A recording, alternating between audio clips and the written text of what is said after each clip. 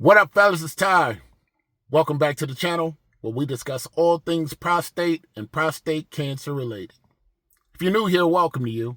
If you've been here for a while, watched the video, maybe even liked and subscribed, I appreciate you.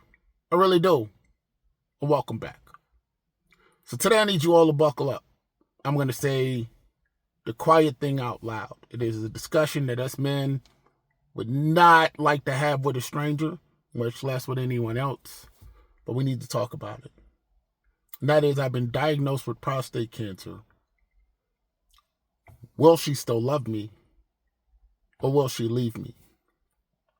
It's a tough conversation to have, when I do these types of videos. They're not always received well.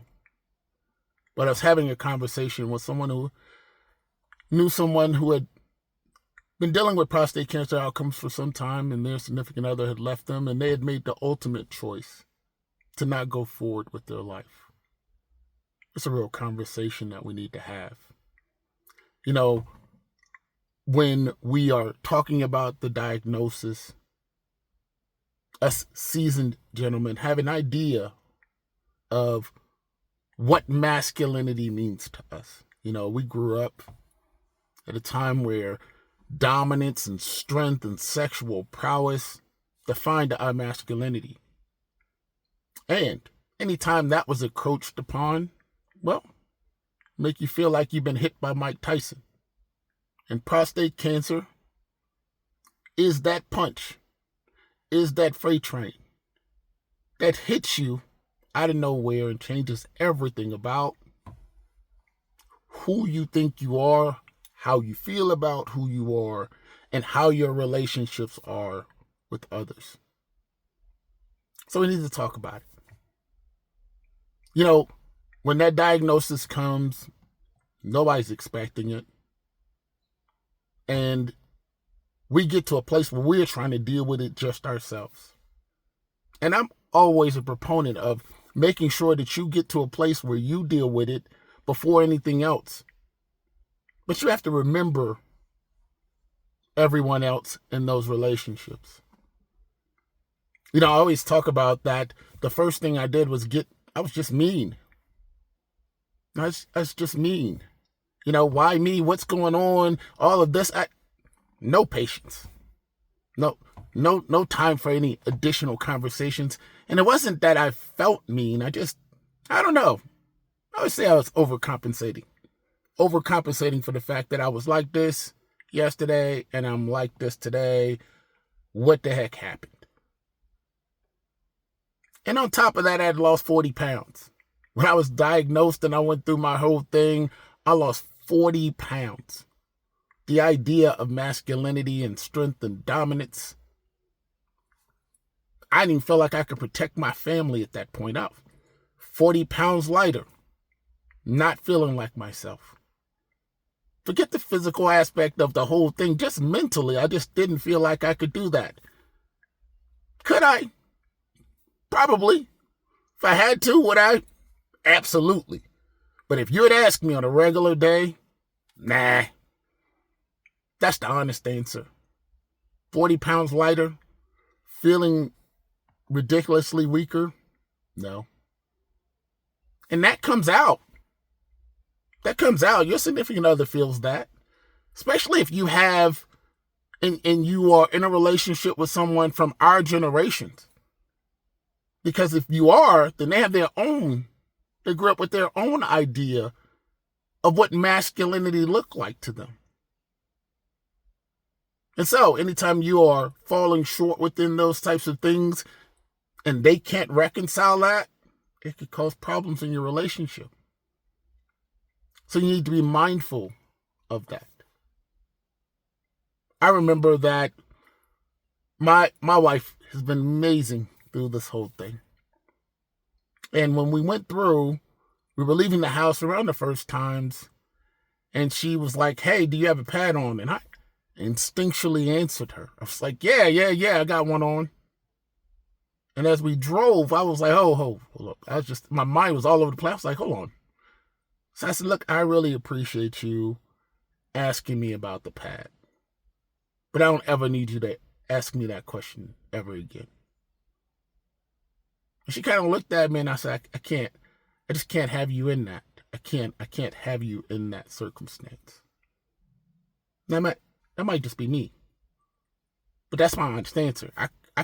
She had to see me as her husband at all times.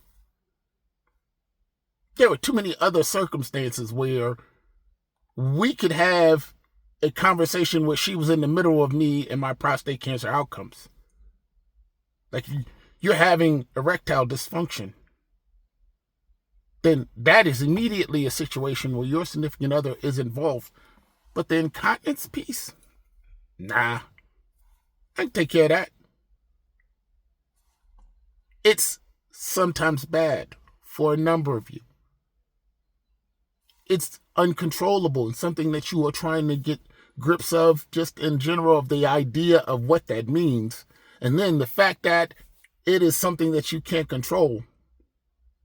But when your significant other is involved in that, the idea of what she's involved in can be a lot.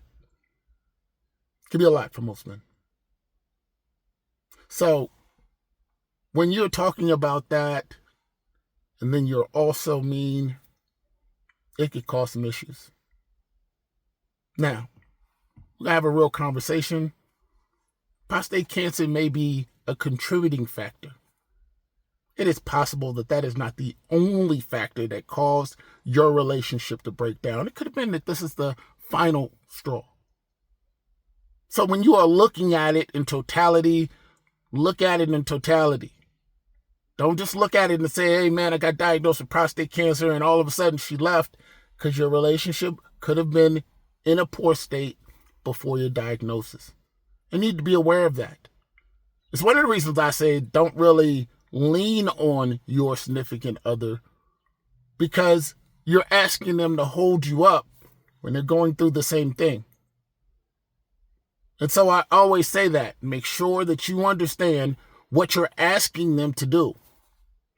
If you're asking them to do a lot of the work that you need to do internally, it's going to be very tough. What I asked my wife to do was to treat me like her husband. I wanted her to have the same expectations and things. And you're like, well, what about the erectile dysfunction? Listen, we had the discussion that we were going to have to wait. But we had the discussion that, listen, it's not going to happen right away. But everything that I could do to get this back, I will. And it happened. And it happened for a number of you. For some of you, unfortunately, that is not the case. But for a number of you, whether that's with the help of the ED medications or whether or not it just comes back naturally or any of those things, it is possible to get those things back in some cases. But I hated to hear that this person made that decision based on their relationship. But I also understand how a man feels when he's going through this. There's a loss of this, a loss of that, a feeling of less than, just in general.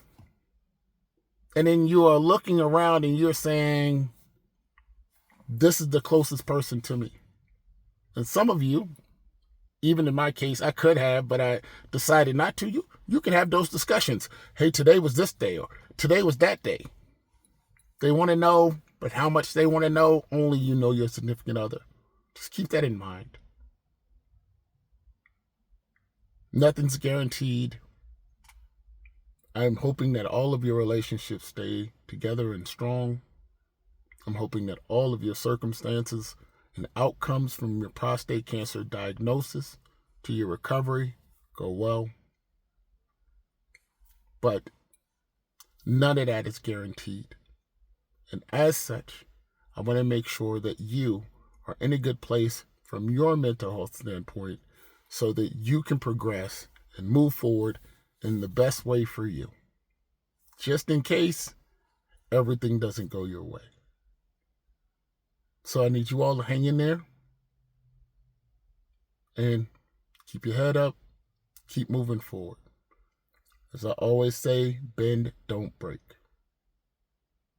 I hope this message finds you all well. Peace and blessings, fellas.